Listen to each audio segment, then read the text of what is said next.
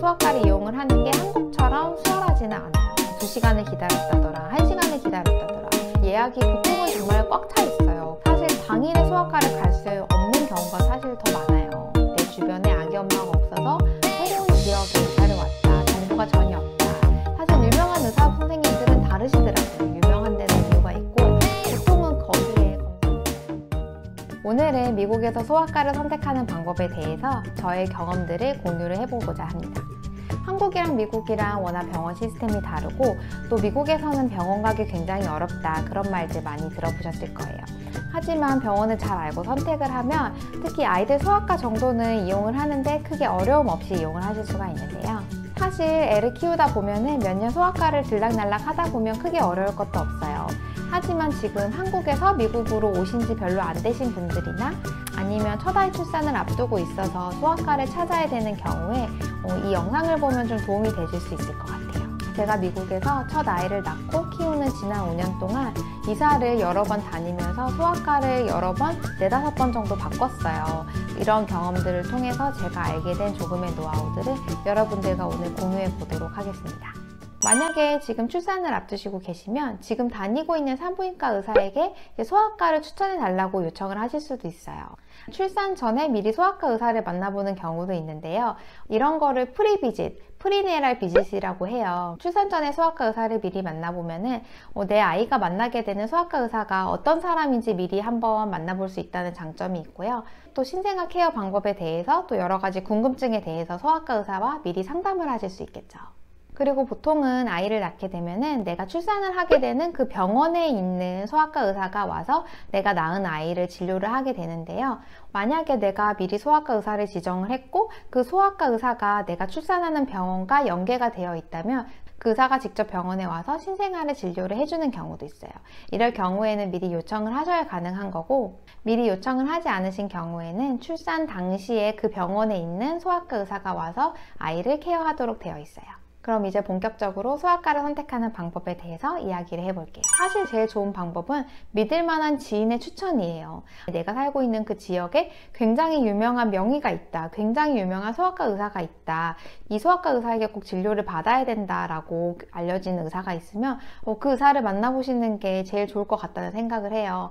사실 유명한 의사 선생님들은 다르시더라고요. 유명한 데는 이유가 있고 유명하신 만큼 또 진료를 잘 보시는 선생님들이 정말 많으세요. 하지만 이러한 정보가 없을 때 내 주변에 아기 엄마가 없어서 또는 내가 지금 새로운 지역에 이사를 왔다, 정보가 전혀 없다, 이러한 경우에는 의사를 직접 찾으셔야 되는데요. 사실 구글링을 해보시면 그 지역에, 내가 사는 지역에 소아과 의사에 대해서 금방 검색을 하실 수가 있어요.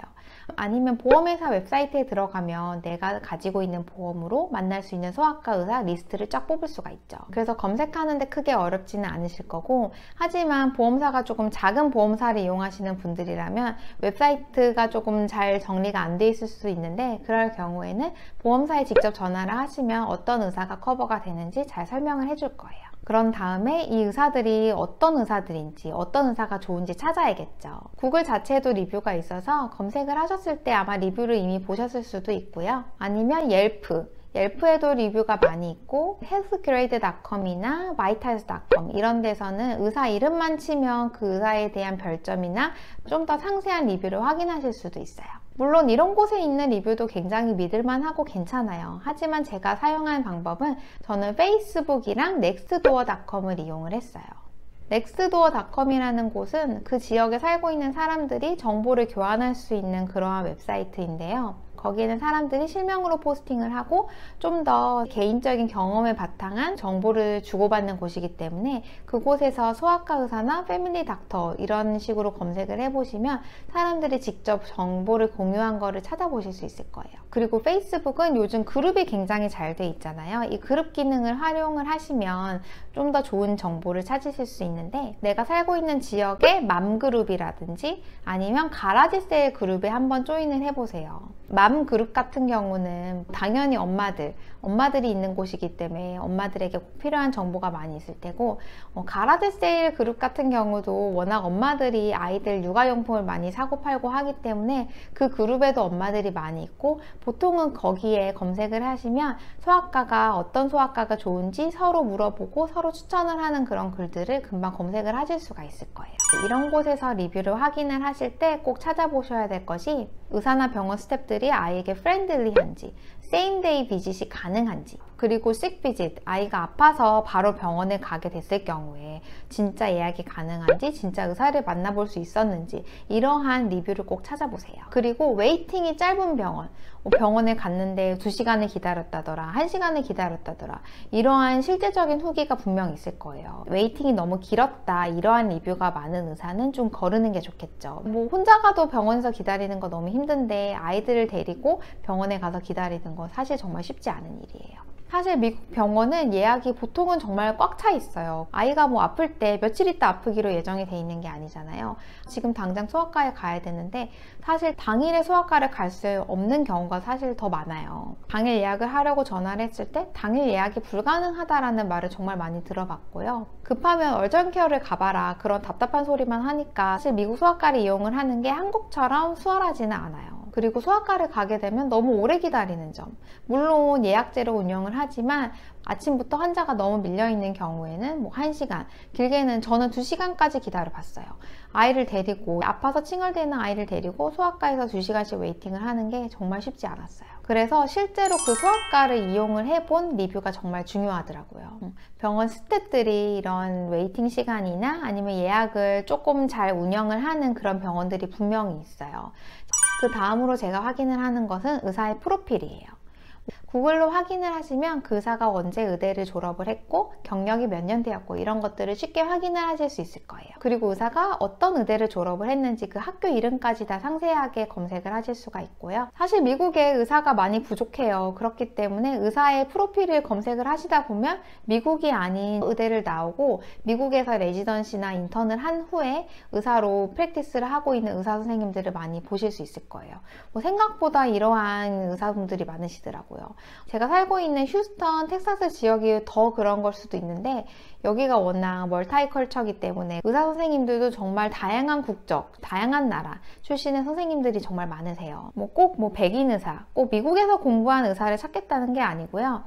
만약에 의사가 미국이 아닌 다른 나라 출신이라면 사실 그게 나쁘다는 게 아니고 조금 다를 수는 있어요. 문화적으로. 예를 들어 우리가 미국에서 한국 의사 선생님을 만나게 되면은 아마 좀 다를 거예요. 확실히 다를 텐데 문화라는 게 깔려있기 때문에 다를 수밖에 없죠. 그래서 특정 인종이라든지 아니면 특정 나라 출신이 조금 불편하신 분들이 있을 것 같아서 이런 경우에는 좀 미리 의사의 프로필을 확인을 하시고 가시면 조금 도움이 되실 것 같고, 의사의 프로필을 확인하는 가장 큰 이유는 이제 경력이죠. 저는 적어도 경력이 10년 이상 된 소아과 선생님을 선호를 하고 있고요. 제가 약대 공부를 해본 경험상 이쪽 메디컬 필드가 트레이닝이 정말 혹독하긴 해요. 하지만 결국 실력이라는 게 공부보다는 이 임상, 실제로 일을 하면서 길러지는 거기 때문에 경험이 중요하더라고요.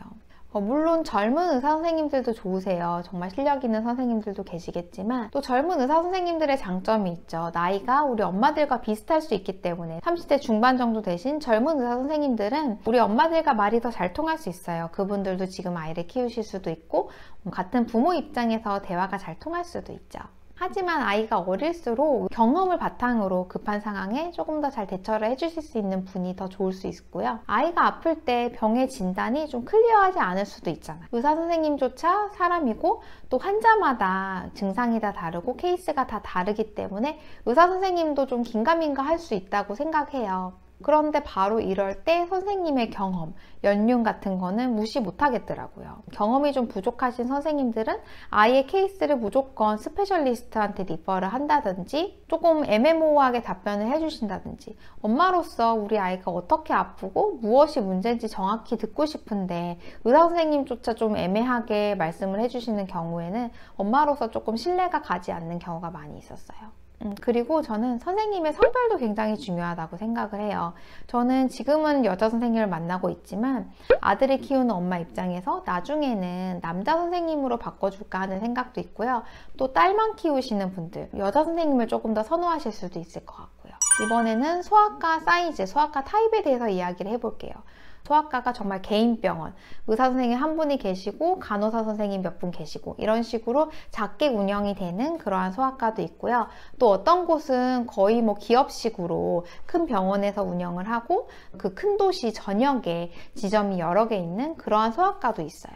저는 지금 텍사스 휴스턴 지역에 사는데 여기서 가장 유명한 어린이 병원이 텍사스 칠드런스 하스피털이에요. 여기 텍사스 칠드런스에서 운영을 하는 일반 소아과도 있어요.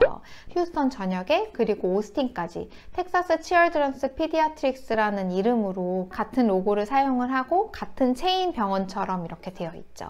이런 곳은 한 지점이라도 소아과 선생님이 굉장히 여러 분 계세요. 뭐 어떤 곳은 3, 4분 계실 수도 있고 좀 규모가 큰 지점이라면 뭐 선생님이 7, 8분까지 계실 수도 있고 이러한 경우에 우리 의사 선생님이 바쁘셔서 예약이 안 되면 다른 의사 선생님으로 쉽게 또 예약을 할 수 있다는 그런 장점이 있고요. 그리고 이러한 큰 체인 소아과에서는 또 스페셜리스트, 소아 스페셜리스트 그러한 오피스도 따로 운영을 하고 있어서 아이가 좀 아파서 전문의를 만나보게 될 경우에 쉽게 리퍼를 받을 수 있고 조금 더 편리하게 이용을 하실 수가 있겠죠. 또 이렇게 큰 병원 소속이 아니더라도 소아과 체인으로 되어 있어서 같은 이름으로 지점이 서너 개 있는 그러한 소아과도 있고요. 이렇게 의사수가 중요한 이유는 이제 아이가 아플 때, 씩비짓일 때를 생각하면은 의사의 수가 좀 중요해요. 사실 이게 좀 장단점이 있어요. 내 의사가 안 될 경우에 다른 의사에게 예약을 잡을 수 있다는 거, 이게 장점이고요. 단점이라면 아이가 아파서 병원에 가게 되었을 때 그때마다 내 주치의가 아닌 다른 의사를 계속 번갈아 가면서 만나게 된다는 거, 이게 좀 단점이죠. 큰애가 2살에서 3살 때 다니던 소아과는 굉장히 큰 체인 소아과였어요. 제가 사는 지역에 오피스가 4개 정도 있었고 우리가 다니고 있는 그 오피스에서 예약이 안 될 경우에 다른 오피스에서 예약이 가능하면 그쪽으로 바로 예약을 잡아주고 그래서 예약이 굉장히 수월했어요. 그런데 아이가 아파서 갈 때마다 다른 의사 선생님을 만나고 또 다른 의사 선생님을 만나다 보니까 진단이나 처방약에 좀 일관성이 없다는 느낌이 들어서, 근데 아이가 튼튼하고 잘 아프지 않아서 병원에 갈 일이 많지 않다면 이러한 점이 뭐 크게 고려 대상은 아니지만 저 같은 경우는 아이가 한 달에 한 번은 꼭꼭 소아과를 갔었고 어떨 때는 한 달에 2번을 갈 때도 있어요. 너무 여러 명의 선생님을 만났더라고요. 중이염 같은 걸 예를 들면 미국에서는 이런 거 의사 선생님 만나러 가면은 이런 걸로 아이 귀를 보고 눈으로 관찰을 해서 진단을 내리죠. 의사 선생님들마다 의견이 좀 다를 수가 있고 또 처방이 당연히 다를 수 있는데 아이가 자주 아프다면 한 의사 선생님이 한 아이를 지속적으로 관찰을 하고 진찰을 하고 처방을 내리는 것이 조금 더 안전한 방법이라고 생각을 해요. 그리고 소아과의 영업시간이랑 예약 방법도 굉장히 중요해요. 만약에 워킹맘이시라면 이 병원이 토요일에 하는지 안 하는지가 굉장히 중요하겠죠. 그리고 또 어떤 소아과는 평일에 조금 더 늦게까지 6시 30분이나 7시까지 조금 더 늦게까지 진료하는 날이 있어요.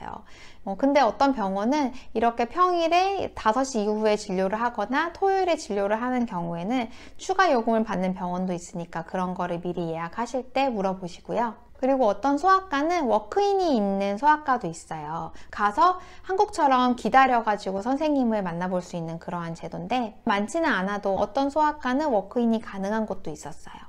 제가 다녔던 어떤 소아과는 워크인은 아니었어요. 하지만 토요일날 아이가 아파서 전화를 하면 전화로 예약을 한 30분에서 1시간 후에 잡아줘요. 그러면은 그 시간에 가서 온 순서대로 의사 선생님께 진료를 볼 수 있는 워크인과 비슷한 방식으로 토요일에 운영을 하는 그러한 소아과도 있어서 급할 때 이용을 하기에 좋았어요. 토요일에 이런 식으로라도 운영을 해주면 굳이 얼정케어에 가지 않아도 되니까 확실히 더 편하더라고요. 그리고 병원이 어디 있는지도 굉장히 중요해요. 뭐 병원이 이제 이 병원 건물만 딱 덩그라니 있고 이후 내가 다니고 있는 이 소아과만 있는 곳인지, 아니면 메디컬 플라자라 그러죠. 큰 건물 안에 여러 가지 뭐 소아과, 내과, 뭐 산부인과 뭐 여러 가지 의사 오피스들이 쫙 모여 있는 그런 병원 건물이 있잖아요.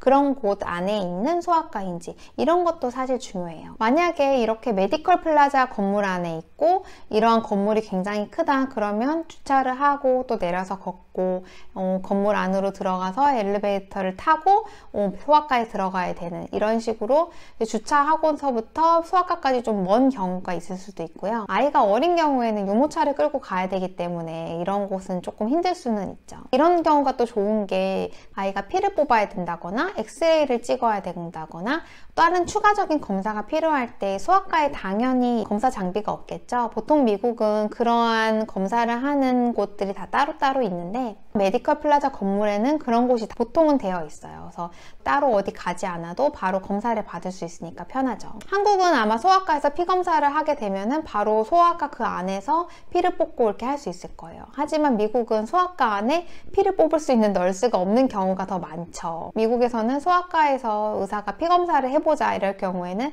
랩에 가서 피를 뽑아 와야 되는 경우가 많이 있어요. 사실 상당히 불편한데 어떤 소아과는 그 소아과 안에 피를 뽑을 수 있는 널스가 있는 그러한 소아과도 있긴 하죠. 저는 그런 곳은 딱 한 번 다녀봤어요. 같은 건물 안에 그런 랩이 있으면 이렇게 추가적인 검사가 필요할 때 조금 더 편하게 병원을 이용할 수 있으실 거예요. 근데 또 소아과만 덩그러니 이렇게 어떤 건물에 있는 경우도 있죠. 주차를 하고 바로 내려서 소아과 오피스까지 가는데 30초면 가능한 경우 사실 굉장히 편리하죠. 그리고 트래픽이 많은 지역에 사시는 분들한테는 가까운 소아과, 이것도 굉장히 중요할 것 같아요. 그래서 이렇게 여러 가지 조건들로 의사를 검색을 해보실 수 있고요. 우리 아이와 나의 상황에 맞는 그러한 소아과 의사를 찾으셔서 예약을 하시면 될 거예요. 사실 소아과는 나중에 얼마든지 바꿀 수가 있어요. 보험에 따라 조금 다르기는 하지만 어떤 보험은 그냥 내 마음대로 소아과 의사를 바꿀 수도 있고 어떤 보험은 미리 전화를 해서 보험사 컨펌 후에 소아과 의사를 바꿀 수 있는 보험도 있지만 소아과 의사를 바꾸는 게 그렇게 어려운 일은 아니에요. 그러면 저는 어떤 소아과를 선택을 했을까요?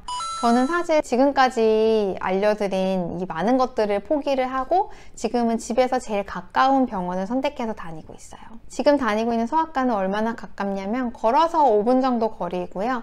또 이 소아과 건물만 이렇게 단독으로 있어서 걸어서 5분 거리이긴 한데 그래도 또 운전을 해서 차를 끌고 가는데 주차를 하고 30초면은 바로 소아과에 들어갈 수 있는 그 정도로 굉장히 접근성과 위치가 좋은 그런 소아과예요. 저는 부모님이 한국에서 가끔 육아를 도와주러 오시는데 미국 운전이 불가능하신 부모님도 제가 없을 때 아이가 아프면 제가 예약만 해드리면 바로 아이를 데리고 소아과에 가실 수가 있으니까. 그리고 지금 이 병원은 당일 예약이 거의 가능한 소아과여서 그런 점도 굉장히 마음에 들어요. 의사 선생님이 2명이 있는데 웬만하면 이제 저희 담당인 의사, 저희 아이 주치의인 의사에게 예약을 잡아주는 편이에요.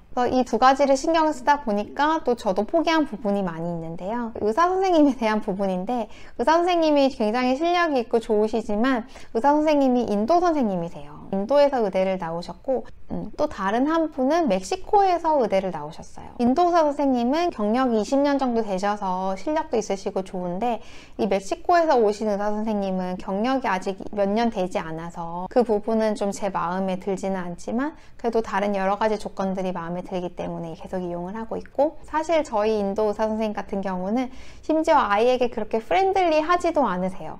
저희 아이가 별로 안 좋아하는데 하지만 다른 스태프분들이나 다른 널스 선생님들이 친절하시고 잘 해주셔서 별로 어려움 없이 잘 다니고 있고요. 또 단점으로는 토요일에 영업을 하지 않는 거, 또 평일에 늦게까지 오픈을 하지 않아서 그런 점이 조금 불편한 점은 있고요. 그리고 가끔 오래 기다려요. 예약을 조금 여유 있게 잡는 것 같긴 한데 그래도 어쩔 때는 1시간 정도 웨이팅이 있는 경우도 있더라고요. 하지만 대부분의 경우에는 10분, 15분 정도 예약한 시간에 맞춰서 의사 선생님이 들어오는 편이라서 지금 둘째가 아직 어린데 돌이 막 지났거든요. 아직 어린 둘째를 데리고 다니기에도 크게 불편한 점이 없어서 지금까지는 잘 다니고 있어요. 오늘 이렇게 소아과를 어떻게 찾는지, 소아과 예약을 어떻게 하는지에 대해서 이야기를 해봤고요. 다음 영상에서는 소아과 예약부터 소아과를 들어가서 나올 때까지 어떤 일들이 벌어지는지 한번 이야기해 보도록 하겠습니다.